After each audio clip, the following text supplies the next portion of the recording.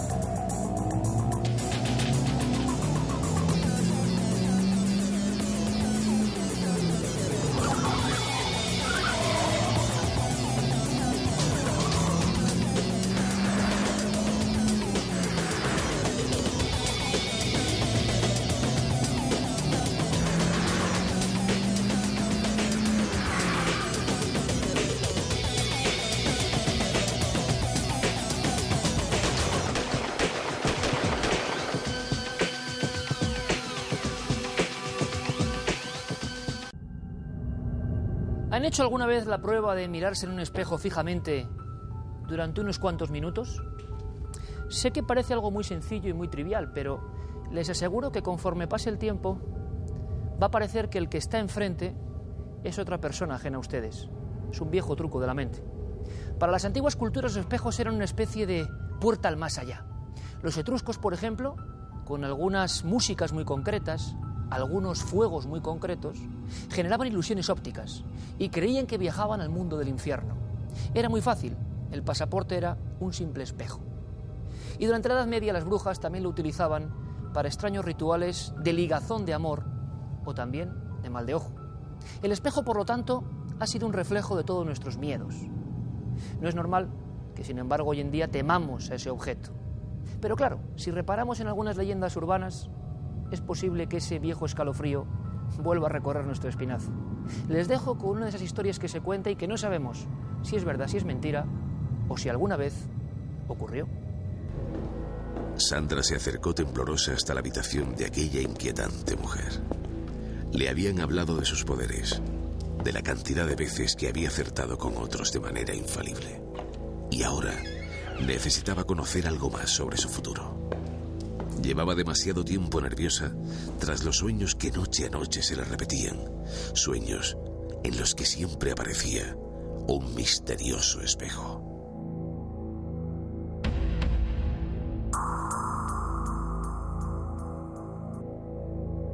La mujer comenzó a depositar suavemente una a una unas viejas cartas.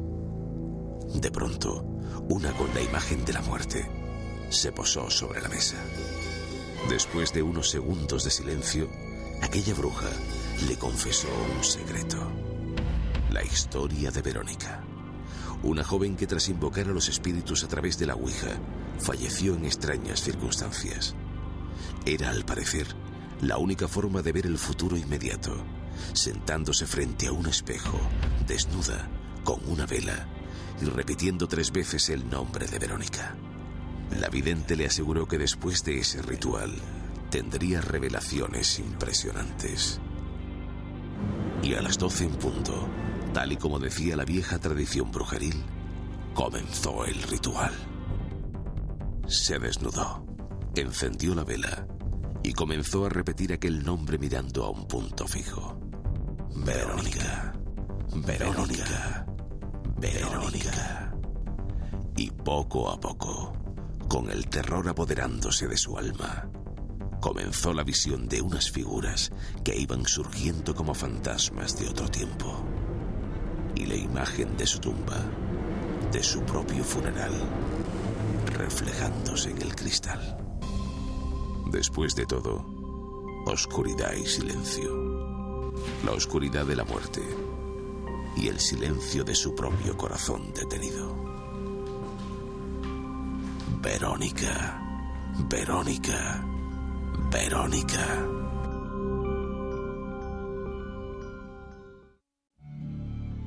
Mediados de los años 40, una época de posguerra, de hambre, de grisura. Desde luego, en aquel tiempo Mojácar no era el lugar turístico que conocemos.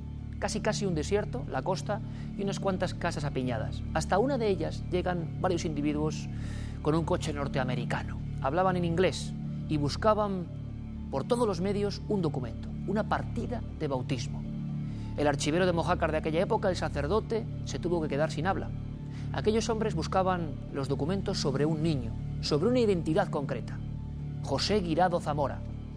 Al parecer, muchos piensan que, sinceramente, detrás de esas siglas, de esos apellidos, de esos nombres, se escondía una historia jamás contada. El origen ni más ni menos que de uno de los grandes genios, o el gran genio, de la animación, Walt Disney. Yo reconozco que cuando Luis Álvarez me trajo esta historia, planteó este documento, esta investigación, esbocé la misma sonrisa que seguro que muchos están ahora mismo dibujando en su rostro. Claro, luego escuché al alcalde de Mojácar, a los archiveros, vi los documentos y me quedé con tantas dudas como casi siempre. Un tema apasionante, en mi opinión, de los más asombrosos que hemos contado en Cuarto Milenio en más de un año de emisiones. Lo llamamos Walt Disney, Mojácar Connection.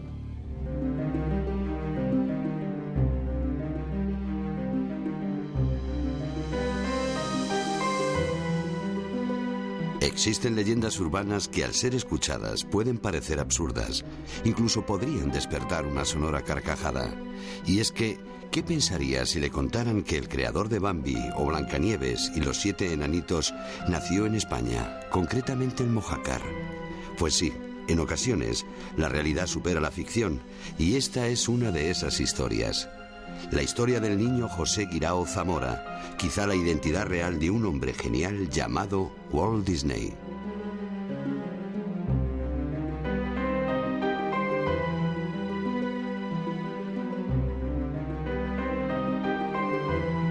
Yo tengo muchos datos sueltos, ¿no?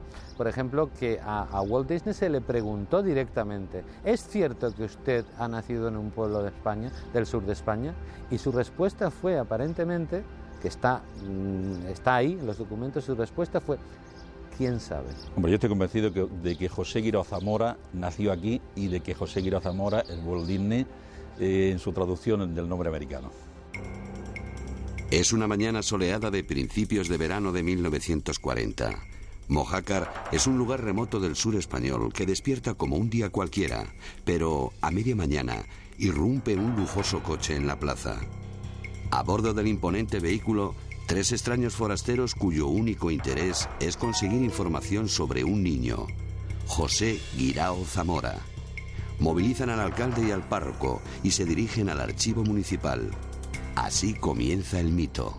Todo se remonta concretamente al verano del 40, que vienen 2 señores trajeados, dicen ser secretarios de Walt Disney. Aquí nadie sabía quién era Walt Disney hasta entonces. Y entonces pues dicen que su jefe les ha mandado para conseguir las partidas de bautismo, con la intención de casarse.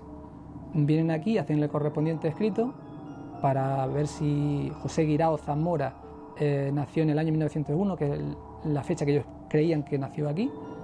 Y casualmente la fecha actual de ahora resulta que concretamente ese periodo de tiempo ha desaparecido del registro municipal.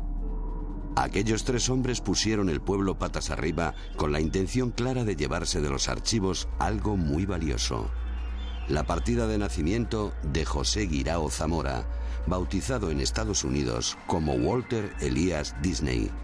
Algunos opinan que no encontraron nada, pero ¿quiénes eran esos 3 enigmáticos individuos? ¿Y por qué habían ido precisamente allí?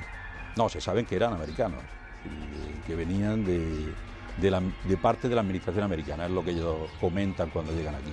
No dicen exactamente, vamos, yo por lo menos no tengo noticia que supiese de qué parte de qué estamento de la administración, pero evidentemente ellos dicen que vienen de alguna forma de la administración americana.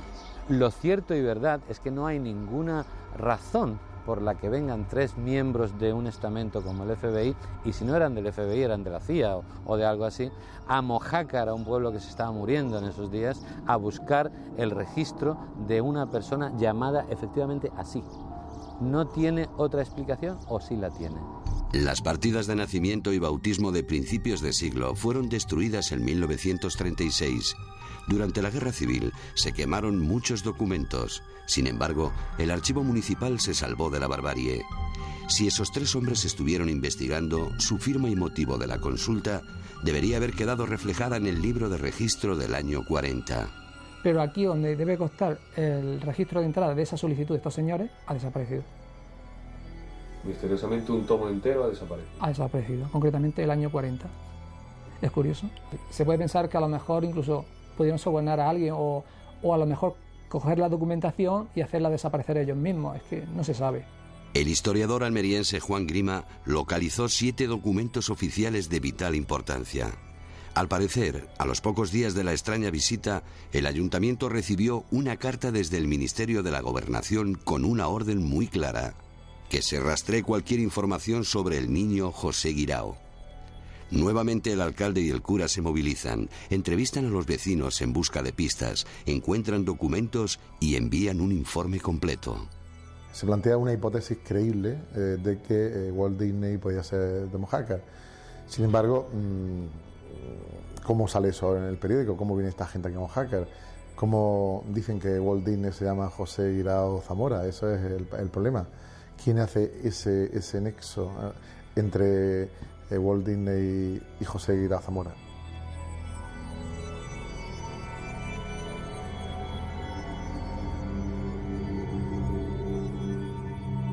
Desde luego que esta historia, si no fue cierta, mereció serla. Walt Disney, el hombre que tantos Oscars ganó, el genio de la animación, y quizás su procedencia en el sur de España, en Mojácar. Luis Álvarez, buenas noches. Buenas noches, Iker. Me cuentas que uno de los enigmas de esta historia, que claro, es tan difícil de creer, pero que es muy curiosa y fascinante, empieza con las partidas de bautismo y de nacimiento del propio Walt Elias Disney. Efectivamente, porque si tenemos el dato de que no hay ningún documento en Mojácar o en ninguno de los pueblos de la zona, que se investigó además con mucha profusión, sobre el nacimiento, es decir, no hay ninguna partida de nacimiento, ni siquiera de bautismo de Walt Disney o de José Guirao Zamora en este área, debería de existir alguna al menos en Chicago, y efectivamente los datos son que no hay nada. En Chicago no hay nada a nombre de Walt Disney el 5 de diciembre de 1901. Y se ha investigado profundamente. Uno de los entrevistados que ha salido en el documental se tomó la molestia, además de otros autores y escritores que han hecho libros sobre esto, de profundizar en las fichas microfilmadas, que están además muy bien organizadas en Estados Unidos, y no hay absolutamente nada a día de 5 de diciembre de 1901 en ninguna parte en Chicago que pueda demostrar que Walt Disney nació allí. Por cierto, quiero agradecer a los archiveros, historiadores y al alcalde de Mojácar, que los hemos visto y vamos a seguir viendo en los reportajes de Luis, que realmente, Luis, piensan que sí, que pudo ser de allí. Ellos lo creen. Ellos tienen una duda y, de hecho, lo que quieren es que de una vez se sepa si sí o si no, porque le preguntas a cualquiera en la calle, por allí, y todo el mundo conoce la historia. Incluso vas a Almería capital, igualmente la conocen. Incluso Santiago Camacho, buenas noches, compañero. Buenas noches. Historia que evidentemente tú pusiste sobre la tarima de temas de cuarto milenio, que nos lo tomamos todos como con mucha sorpresa, pero ha habido personas de gran enjundia literaria, artística, que se han pronunciado en torno a este enigma. Sí, de hecho, el propio Salvador Dalí, antes de fallecer, en alguna ocasión comentó que, bueno, él había sido buen amigo e incluso había colaborado en alguna ocasión con Walt Disney, y había comentado que el propio Walt Disney le había confesado en una ocasión que sí, que él era español.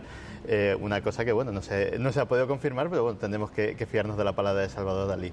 Y desde luego sí que, como muy bien decía uno de los entrevistados en el reportaje, el propio Walt Disney siempre había jugado en las entrevistas, las muy pocas veces contadísimas que se le había preguntado sobre este tema, siempre había jugado con el misterio, siempre había jugado con un a lo mejor. De película.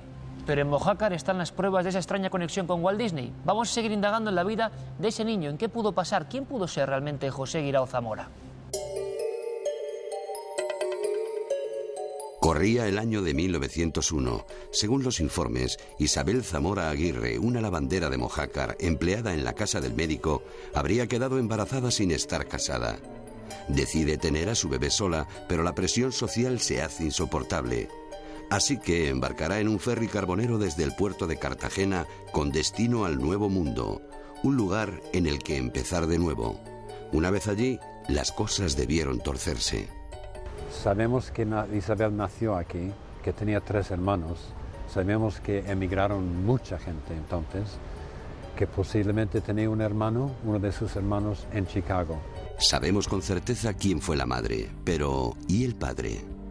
Durante la celebración del centenario del nacimiento de Walt Disney, surgieron muchos reportajes sobre su biografía que espontáneamente reabrieron este apasionante caso. Tito del Amo, un norteamericano afincado en Mojácar desde el 64, se interesó por la historia y llevó a cabo una investigación entre Mojácar y Estados Unidos. Me ha venido una historia de una familia y creo que es más probable que fue el padre un mercader de Cuevas que venía entonces a Mojácar a vender verduras todos los jueves y conoció a Isabel, le dejó empreñada y como estaba casado con 3 hijos, luego tenía 9 más, le pidió al médico del pueblo, que era el hombre fuerte del pueblo, que le diera alojamiento. Y ese médico le hizo ese favor y se quedó en su casa hasta que el niño nació y se fue. Una vez en Chicago, recién llegado al hogar de los Disney, sus nuevos padres, Elías y Flora, deciden bautizarlo en la iglesia de la Congregación de San Pablo de Chicago. Así, el niño José Guirao, de aproximadamente 6 meses, pasaría a llamarse Walter Elias Disney. Tras una investigación, Tito dio con un documento clave, la partida de bautismo. Sin embargo, descubre que no existía ninguna partida de nacimiento de ese nombre con fecha de 5 de diciembre de 1901. Hay un negativo, precisamente de los archivos públicos, que no nació ahí el 5 de diciembre de 1901. Su hija, creo que fue, en 1967, creo que es, hace una biografía de su padre y viene a decir que él nació el día 5 de diciembre de 1901. Cosa no cierta porque se comprobó en los archivos de Chicago que no existía la partida de nacimiento de ningún tal Walter Elias Disney. Demasiados interrogantes y una sola pero inquietante certeza. ¿Por qué se movilizó el gobierno de Franco desde un ministerio a la búsqueda de información en aquel lejano verano del 40? Pocas semanas después la noticia se filtró a la prensa. El número 2 de la revista Primer Plano del 27 de octubre de 1940 publicaba en portada y a toda página un reportaje de investigación sobre el origen oculto del mayor genio de la animación. La publicación alimenta el mito, incluso aparecen fotografías de la supuesta casa donde vino al mundo y pasó sus primeros meses de vida José Guirao. Sin lugar a dudas, aquellos periodistas poseían información privilegiada. Desde el Ministerio se le dio el visto bueno para que incluso saliera en prensa. Y si se dio el visto bueno para que saliera en prensa es porque de alguna manera se verificó en España que eso era muy creíble o estaba al 100% casi seguro. Pero, ¿qué opinan de este asunto el Imperio Disney o las autoridades norteamericanas? Sí, no solo con gente de la productora, sino con diversos organismos de la administración americana, pero la verdad es que son muy reacios siquiera a sentarse a dialogar y admitir cualquier tipo de posibilidad. A día de hoy han sido identificados en Cataluña, Mojácar y en pueblos de la zona algunos familiares del niño José Guirao. Ellos saben que un niño de su familia emigró a Estados Unidos, pero se perdió la conexión entre la familia, evidentemente, sobre todo por parte de esta familia que emigra a Estados Unidos. Jamás volvieron ni establecieron conexión con los familiares que quedaron aquí. Algunos presuntos familiares están investigando por su cuenta. La investigación está abierta y prefieren no hacer declaraciones hasta que concluya. Sin embargo, habría una prueba definitiva. Hombre, yo diría que lo más científico sería la prueba del ADN, ¿no? De otra forma, no veo cómo nosotros podemos decir que sí durante toda la vida y ellos dirán que no, porque obviamente para ellos debe ser, para la organización Disney, debe ser muy duro aceptar que un icon como Walt Disney, un All American Boy, precisamente naciese en un pueblo pequeñito de España y además bastardo. Eso sería muy duro para ellos de aceptar, ¿no? Es decir, esta idea, que repito que para nosotros es totalmente real, pues choca evidentemente con intereses de Estados Unidos, que en absoluto les interesa a ellos admitir siquiera la más mínima posibilidad de esto, pero contamos con documentación que creemos totalmente definitiva que podría demostrar esta idea. Quizá el tiempo esclarezca esta rocambolesca historia. Quizá algún día aparezcan nuevos documentos. Quizá uno de los más importantes iconos del cine americano naciera aquí en 1901. A día de hoy, la conexión Mojácar es más que probable. Mientras tanto, la investigación sigue abierta.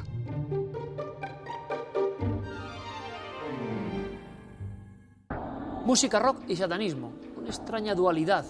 Para algunos, dos mundos hilados por lazos muy firmes, auténticos. Para otros, simple exageración e incluso, por qué no decirlo, operaciones puramente publicitarias. La imagen de satánico vendió mucho en ciertos años. ¿Será solo eso o hay algo más? En Cuarto Milenio quisimos hablar de algunas cosas que inquietan incluso en el Vaticano. No en vano, Monseñor Corrado Balduche, exorcista oficial de la ciudad de San Pedro, afirmaba que sí, que existen pruebas. Nosotros simplemente quisimos investigar, Carmen. Y es que hay una creencia en la que se dice que, por ejemplo, los discos de determinados grupos escuchados al revés dan auténticos mensajes provenientes del infierno, mensajes de corte satánico que están ocultos solamente para la gente que desee escucharlos. Si ustedes ponen un disco al revés y ahora con los programas informáticos que tenemos es mucho más sencillo, comprobarán que en algunos grupos que incluso disminuyeron sus ventas después de salir a la luz, que guardaban secretos en sus canciones, se ocultan esos mensajes. Bueno, es una prueba curiosísima que se puede hacer y después seguramente comprobaremos que existen otros códigos ahí secretos. De cada uno depende analizarlos. ¿Publicidad o auténtico satanismo? Desde sus orígenes, el rock ha sido provocación y rebeldía. Sin embargo, ha habido quienes han mirado más allá y han descubierto en las portadas de los discos, en las letras de las canciones y en las tormentosas biografías de los músicos, misterios que iban mucho más allá de lo que se podía esperar. Misterios que nos hablan de magia, conspiraciones y satanismo.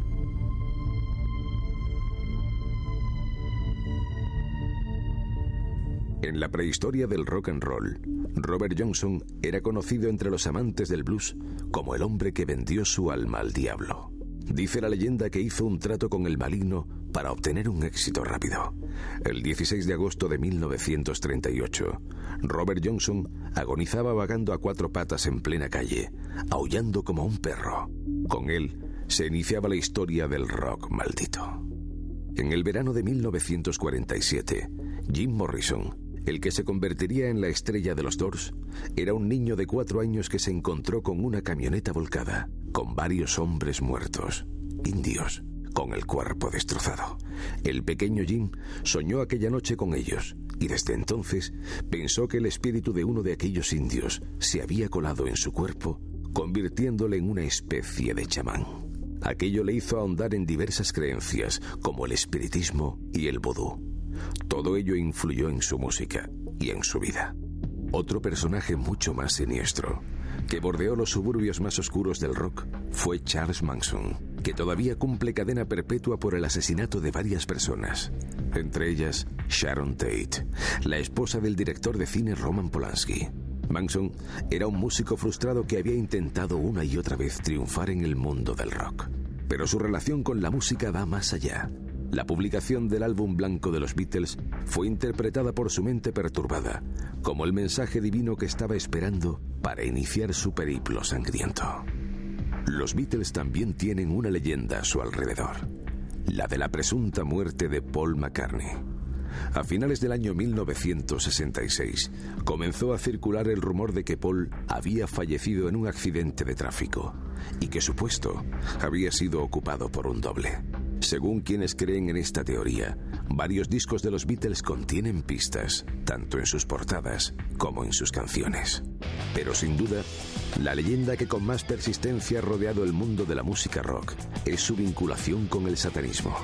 En muchas ocasiones, la imagen satánica de gran número de grupos no pasa de ser una mera operación de marketing, pero no siempre ha sido así.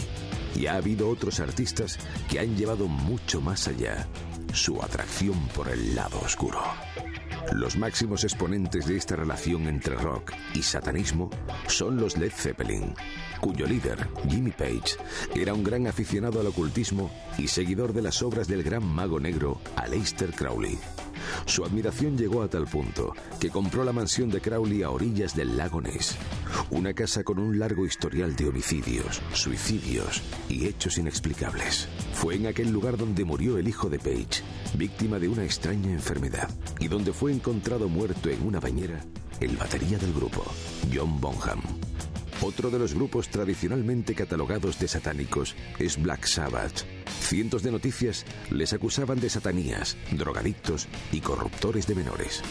También se les acusó de que sus canciones incitaban al suicidio, llegando el asunto a los tribunales, que exoneraron al grupo de cualquier responsabilidad en los suicidios de algunos de sus fans.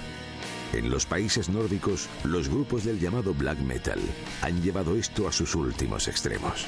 Se trata de satanistas convencidos como Bar Vikernes, que han llegado al asesinato y la quema de iglesias. Mucho menos radicales son las posturas de Marilyn Manson, quien actualmente es un símbolo para los simpatizantes satánicos de medio mundo. Satanismo, exceso, drogas, asesinatos. El rock sigue siendo una forma de vida dura y salvaje como pocas, pero también una fuente de misterios.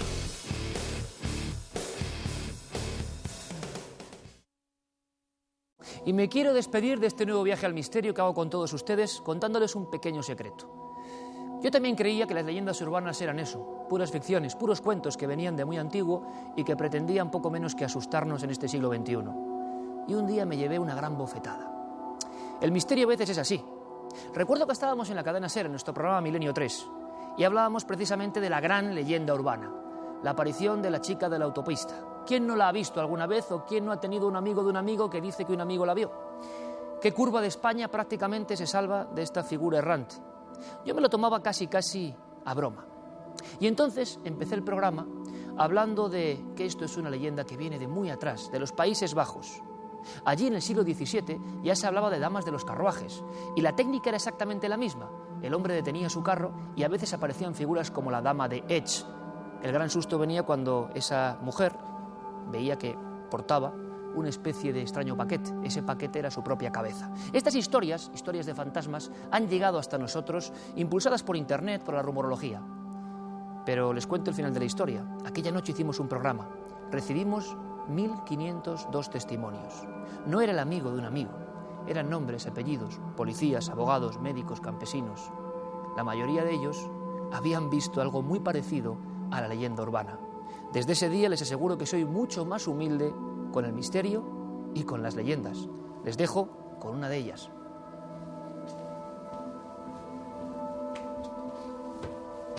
Aquella noche se presentaba interesante para Julio. En la barra pudo divisar a una joven diferente y solitaria, que le atrajo desde el primer momento. Pronto entabló conversación y así pasaron las horas, como si todo fuera un romántico sueño. Cerca del amanecer salieron del local. Hacía frío y decidió dejar su chaqueta a la desconocida. A cambio, ella le ofreció la dirección de su domicilio. Después, una fría despedida y la promesa de un nuevo encuentro.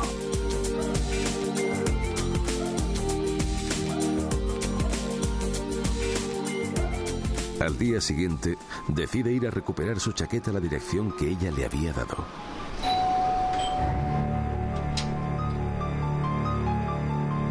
La madre de la chica abrió la puerta explicándole entre aturdida y atemorizada que no comprende nada. Julio insiste hasta que aquella mujer asegura que su hija había muerto 3 años atrás en un fatal accidente.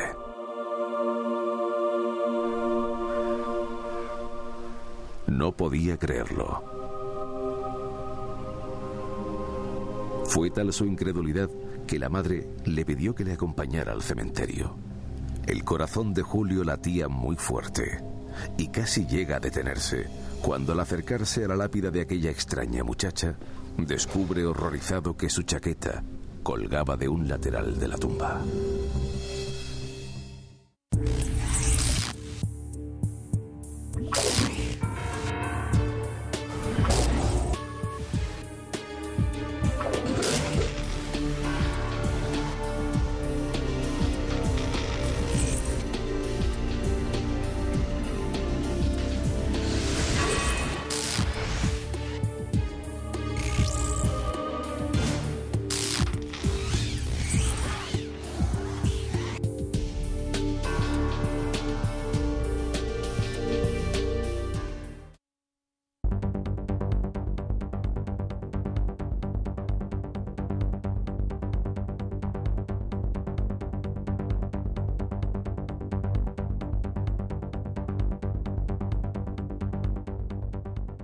A veces un simple mail inocente que puede llegar a nuestro ordenador, nos lo pueden pasar impreso, esconde una auténtica bomba de relojería.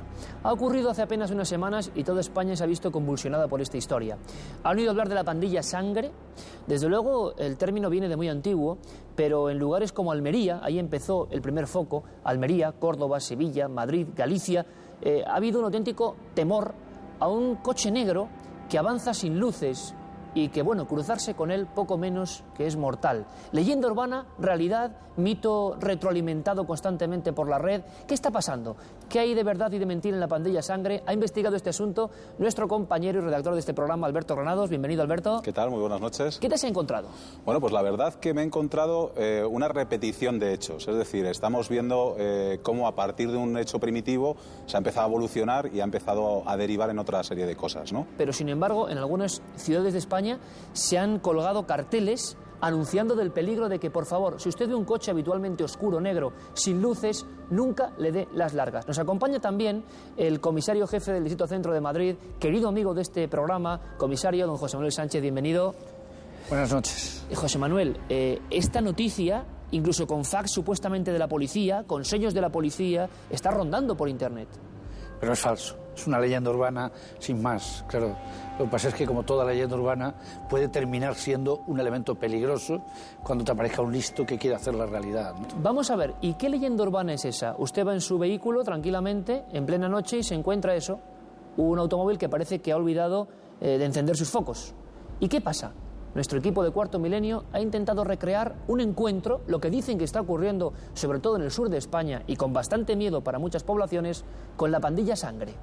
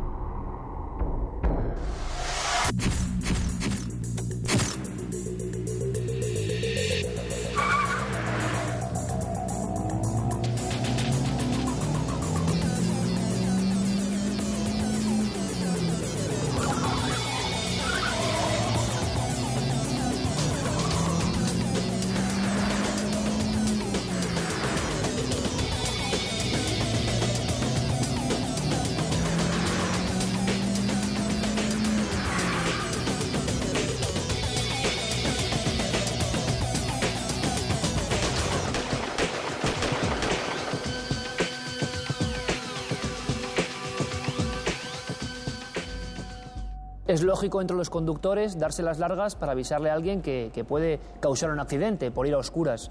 Pero al parecer la pandilla Sangre va a oscuras adrede, para perseguirnos, bloquearnos y luego meternos varios disparos en la tapa de los sesos. Esta es la historia. Alberto, una historia que se ha descontrolado por completo, Sí. Periódicos de toda Andalucía, sobre todo en Málaga, varios tiroteos y muchos hechos que se asocian con que esto está pasando de verdad. Claro, lo que hablábamos y lo que comentaba antes el comisario es lo que ocurre, que muchas veces lo que sucede con estas leyendas urbanas es que dan pie a la repetición y a la imitación. Es cierto que en algunos sitios, sobre todo en Andalucía, teníamos incluso un incidente en Málaga en el que se tiroteó un coche de verdad a otro, aunque más bien el motivo yo creo que fue una disputa entre chavales y no entre bandas, que es lo que se supone que son estos ritos de iniciación, ¿no? Lo que sí es eso, que muchos se repiten, muchos imitan y seguramente a algunos siempre se le ocurre la idea de circular sin luces por la noche pues para asustar. Lo que sí, fíjate, esto está dando pie a otra leyenda urbana, que es que, por ejemplo, se comenta que la Guardia Civil está en algunas carreteras poniendo carteles de que por favor no se den las largas ni se den ráfagas de luces, con lo cual una leyenda está retroalimentando a otra, por así decirlo, ¿no? Les puedo comentar, y no es ninguna broma, que en nuestro programa hermano, en la radio, en la cadena SER Milenio 3, nos hicimos eco de estas noticias, quisimos preguntar a la gente, recibimos miles de mensajes de gente absolutamente aterrorizada porque decían que se habían cruzado con coches a oscuras, dentro con varios pandilleros. ¿Y quién tiene la culpa de esto? ¿Por qué ha crecido de repente? ¿Quién tiene la culpa, José Manuel? Pues Internet, seguramente, tiene la mayor parte de la culpa. Yo creo que la culpa fundamental, dicho sea con todo entre comillas, en gran parte la tiene la sociedad de la información que estamos viviendo en este momento y, naturalmente, la necesidad de la policía de dar información de lo que hace porque lo requiere el derecho a la libertad de información. Y yo creo que esto ha surgido de repente de nuevo, lo creo yo nada más, es decir, no tengo más base que la pura reflexión personal y muchos años de oficio. Y el hablarlo con algunos compañeros que de esto saben mucho más que yo. Pues ocurre que aquí tenemos una serie de... Esto viene como una leyenda de las pandillas, efectivamente, de allá de los años 70, yo creo que incluso antes, ¿no? Que era pues una manera de ir dándose importancia, dándose a conocer. Se trasladó a las pandillas que vinieron después en Estados Unidos, ¿no? Los Latin King o tal, o luego se trasladó a las maras de El Salvador o de Guatemala, tal. Y aquí ocurre que el año pasado tuvimos un año especialmente duro en relación con los grupos latinos, los Latin King, los Ñetas, los Dominican Tunes Play. Entonces resulta que tuvimos algún muerto de estos. Se pusieron de moda las bandas latinas y la policía tuvo que dar mucha información sobre cómo deteníamos a todos los que estaban matando en todo esto, cómo les perseguíamos para relajar y tranquilizar a la población. Junta las dos cosas y ahí lo tienes, es decir, el que conozca las leyendas anteriores, el que conozca toda esta información y quiera jugar en Internet y tenga un poco de la cabeza loca, pues ahí lo esto. Hay también otra cuestión, es que normalmente aquí tenemos la costumbre de dar las luces, o tenían la costumbre, naturalmente yo no por pura solidaridad, pero hay la costumbre cuando está la Guardia Civil en algún sitio esperando pues a coger infractores. Entonces se avisaba con las luces de que estaba la Guardia Civil con el fin de frustrar el cumplimiento de su obligación, ¿no? Pues eso entra también dentro de lo que es la parte del plan. Algunas películas incluso han emitido escenas sobre la supuesta pandilla Sangre. Pero uno se pregunta, como periodista, la leyenda es que varios hombres de aspecto hispanoamericano, según dice la leyenda, yo no estoy diciendo nada, se bajan del vehículo y te descerrajan un tiro y matan a toda la familia. El fax que se enviaba a diferentes puntos de España, pero quédense con este dato, estratégicamente a diferentes puntos donde hay conflicto con muchas de estas bandas, decía que mataban a toda la gente. Claro, no se ha encontrado ninguna familia entera muerta dentro de un vehículo en España últimamente, pero a veces la leyenda urbana tiene una base de realidad. Y tú me comentabas, José Manuel, que historias que se creen que son leyenda, como la llamada corbata colombiana, sí que la habéis vivido como policías y sí que está ocurriendo. Claro, pero tiene un sentido.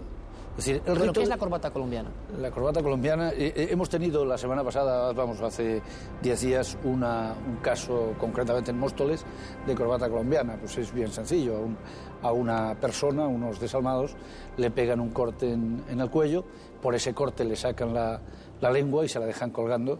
Normalmente muere por asfixia y si no por asfixia, pues desangrado, ¿no? ¿Y esto ha pasado en Móstoles? Hace 8 o 10 días a un español de origen venezolano le encontró su mujer, que era colombiana, cuando venía de...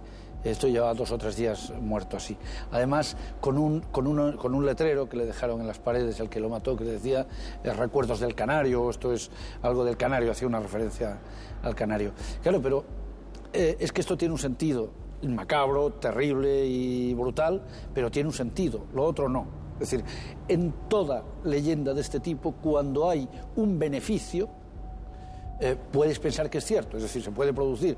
Cuando no lo hay, no. En el caso de este es brutal el beneficio, pero lo es. Es decir, es demostrar a todo el mundo seguramente que se ha ido de la lengua, o que estiman que se ha ido de la lengua, no necesariamente a la policía, o a grupos delincuenciales competidores, o esto, se ha ido, y le pegan un aviso que generalmente no es al muerto, porque ese ya tiene bastante con esto, sino en la forma, pues porque es espectacular y se va a conocer por mucha gente, saber el que haga esto, es decir, el que cante o el que le cuente a la pandilla rival lo que pasa, mira lo que le pasa, va a morir asfixiado así. Pero lo otro no, es decir, el matar por matar no tiene sentido.